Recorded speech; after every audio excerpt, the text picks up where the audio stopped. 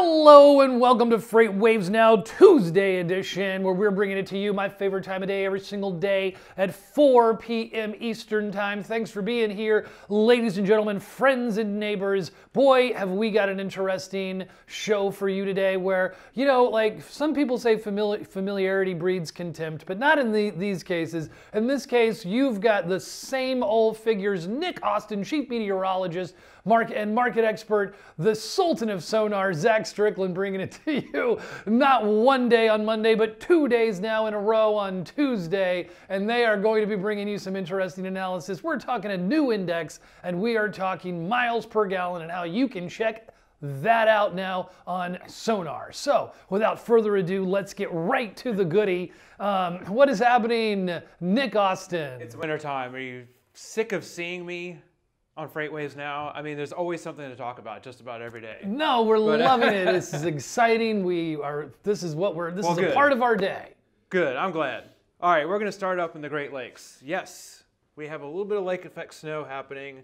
A little meaning it's not major for them because they're still even used to that this time of the year. But Western Michigan, up towards Buffalo, other areas of upstate New York along the lakes, on the east side of the lakes, yes, there is more lake effect snow today. That should fade out tonight, but there'll still be snowy roads overnight for drivers up in those areas, even along I-90 up in western New York. Okay. So be careful of that. But the focus, once again, they didn't get much of a rest. The sun remains the same. Snow coming back to the Sierras. Now, it doesn't look that Nick, bad give today. them a break, man. I'm trying. I wish I could. They've gotten so much snow.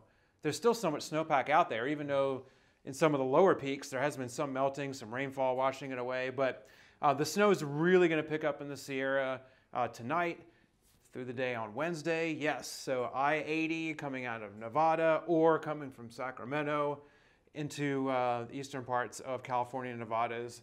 There's going to be a lot of trouble again. A lot of snow on the roads, icy conditions, windy with blowing snow. Definitely not good for deadheading. If you're trying to even go through with a full load, it's going to be pretty difficult. There'll be winds over some of the highest peaks where they'll be gusting up to 60, 70, maybe even 80 miles per hour. So even without the snow, that's really not good to be driving through those areas. So that's going to be ongoing tonight, tomorrow, and even probably in the Thursday before it starts to fade out.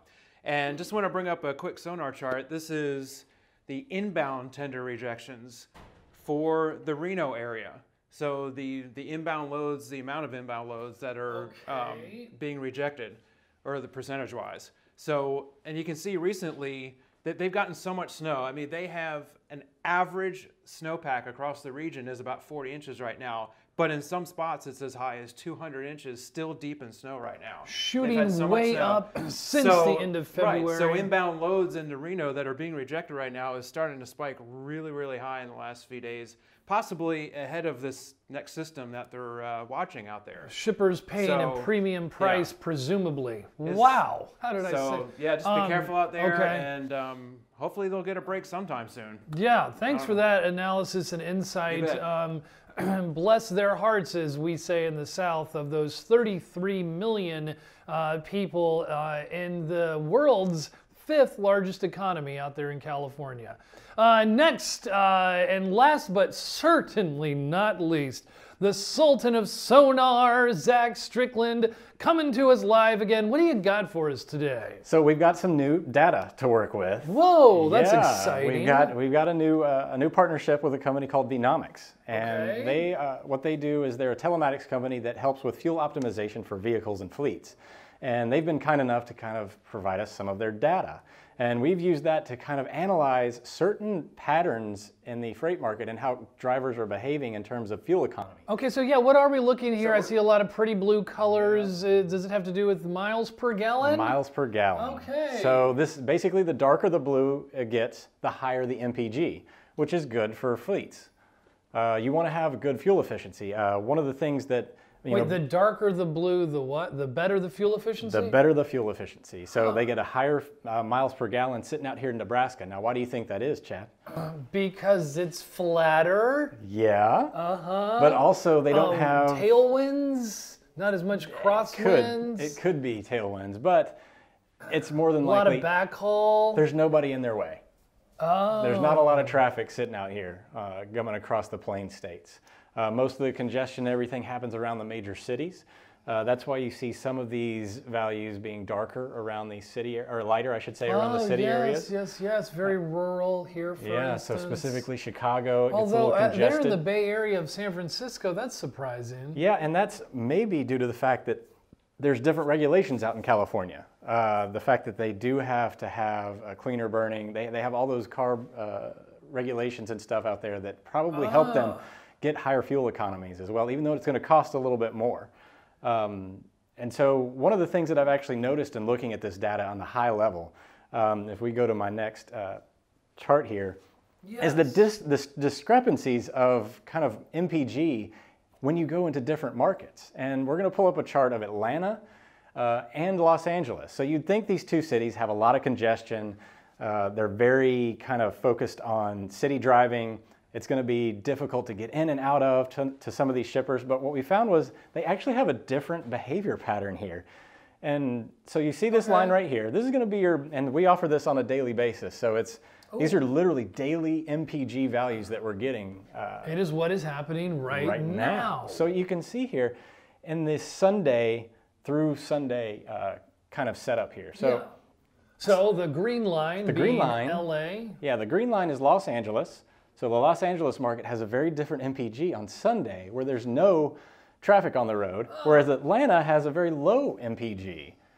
So very strange. Very interesting. Well, this is actually kind of a product of driver behavior, as going in and out of LA is nightmarish in terms of traffic and congestion and everything like that. So they're in gridlock almost all day there.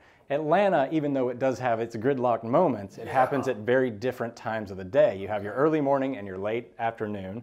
And so you're going to get more fuel efficiency, throughout the week than you would in, say, in Los Angeles, where this value drops significantly on Monday. So a lot of drivers are coming into the market and leaving the market on Sunday when they can get out more cleanly and there's less traffic on the roads. So they're making Sunday a very high traffic day. It's still, to me, I'm sorry, that just doesn't make sense that in Atlanta, on Sundays, they're getting less fuel efficiency than throughout all of the rest of the days. And it's because they're actually not driving as much on Sunday, because they've gotten to Atlanta, they got where they need to be, and they basically go in, they idle, lower fuel efficiency, they're not getting the mileage, they're actually parking more. So when you get lower activity, you can actually get a lower MPG rating. Just because they've already come into Atlanta. Think about the East Coast and the West Coast. The West Coast is more of a long trajectory in between in your long hauls, especially between like San Francisco, Los Angeles, and Phoenix, whereas Atlanta to Birmingham, Orlando, they're relatively close. You have a lot tighter pack of population and freight in the East Coast. So I do find it interesting that throughout the week, this behavior kind of changes as people kind of ramp up. And Monday in Atlanta is insane to me, because that's when they're driving into the shippers, picking up the freight. So they're basically, dock time is also involved in this. Yeah. So as they're sitting on the dock idling, they're not turning their truck off, and it's giving them a lower MPG rating. So congestion along with weather and various other things can all lead to lower MPG ratings. How much do you think of a percent of revenue does fuel expense for a carrier, Chad? I'm going to throw you a question. Well, I believe it is their number one fixed cost. Now, am I supposed to just come up with a percentage? Just throw something out. I'm going to say 35%. It's 5 to 10%. That was a little off.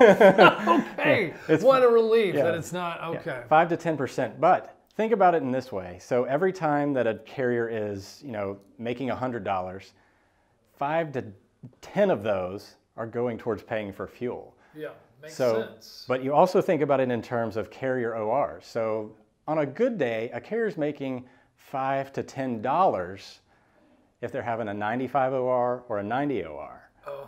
Right. So every dollar that they can save on fuel is basically a notch towards the bottom line in terms of having a profitable quarter. It's one of those small little things that if you just create a little bit of efficiency on the fuel end, you can actually, it changes your whole trajectory terms of revenue and profitability. Really making a good argument for why this is an important index right here, and why I promised you this would be an interesting episode. And also, speaking of like detaining and wait times, we're going to look now at detention minutes. Yeah. So through the tree map. Yeah. So I think we've been covering the fact that the freight market itself has really kind of, I don't want to say fallen down, but volumes were slow, like during the winter. They were not necessarily like booming like they were last year. Capacity was very kind of loose, if you will. So basically a total opposite of year over year in terms of where everybody was paying more for their freight last year. Now things have kind of settled back into what we're normally accustomed to this time of year, which is a very slow, a shipper can go out and get capacity kind of at will.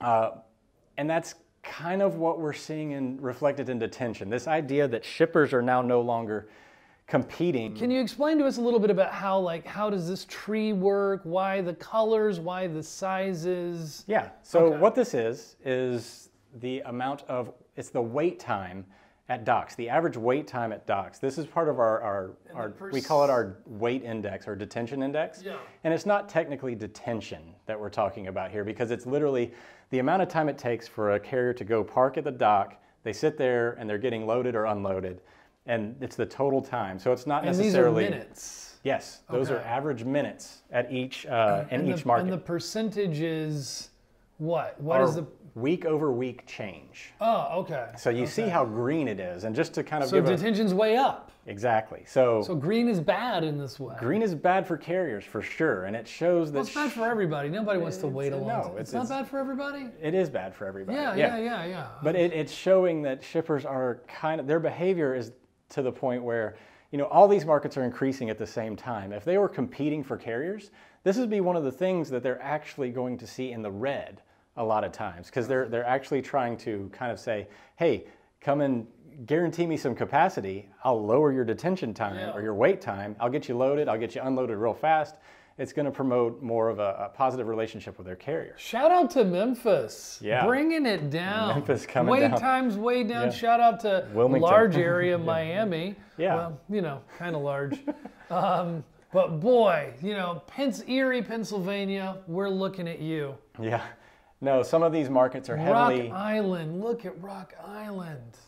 Yeah, well, you got to think too that a lot of these areas are going to be more agricultural, and food warehouses are traditionally some of the hardest places to go and leave rapidly, and that's what you see in some of these, like Fresno, California.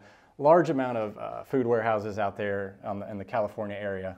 459 minutes. Yeah, Erie, Pennsylvania is insane right now, but.